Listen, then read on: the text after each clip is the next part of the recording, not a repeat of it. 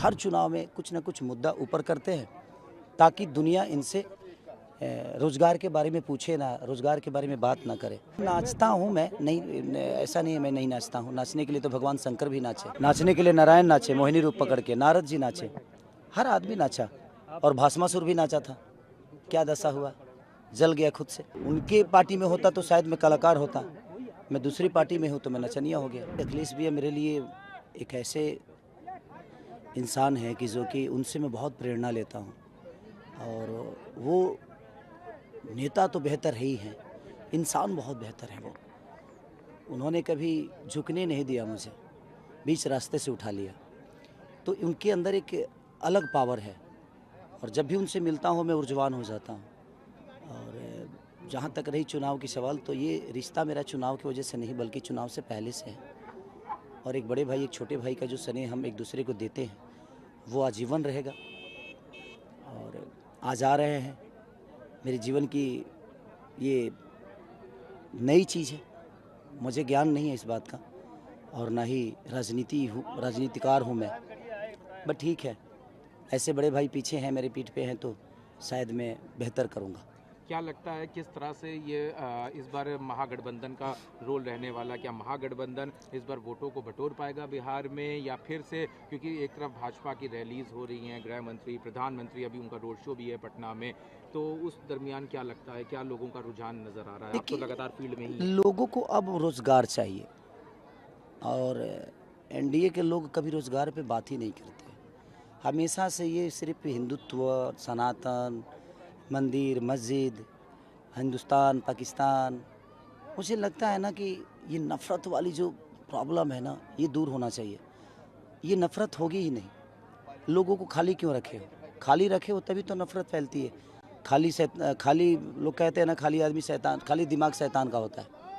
आप जब किसी को बिजी कर दोगे ना तो अपने काम को टाइम देगा, फालतू चीज़ों पे वक्त नहीं देगा। लेकिन इन्होंने 20 साल से एनडीए की सरकार है, लेकिन सोचिए कि एक फैक्ट्री तक नहीं लगी है। पहला ऐसा राज्य होगा जहाँ पे रोजगारी के नाम पे जीरो है।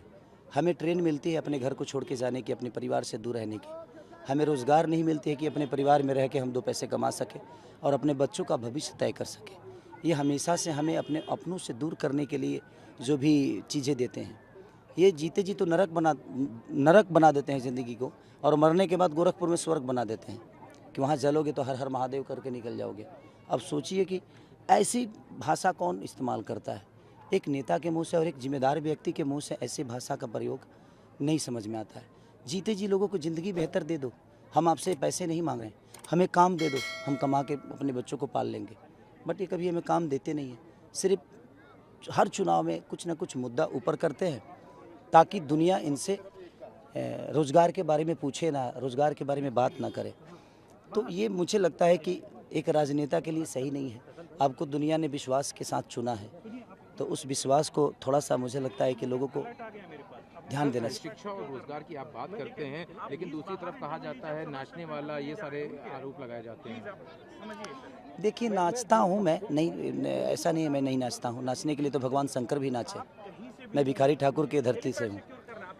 नाचने के लिए नारायण नाचे, मोहिनी रूप पकड़ के नारद जी नाचे, हर आदमी नाचा और भस्मासुर भी नाचा था। क्या दशा हुआ, जल गया खुद से। तो वो अलग विषय है, उनके बड़े भाई हैं, वो मुझे नाचने वाला बोल दें, नचनिया बोल दें। अब उनके पार्टी में होता तो शायद मैं कलाकार होता, मैं दूसरी पार्टी में हूँ तो मैं नचनिया हो गया। बट ठीक है, ये लोग हर चुनाव में ऐसे ही करते हैं।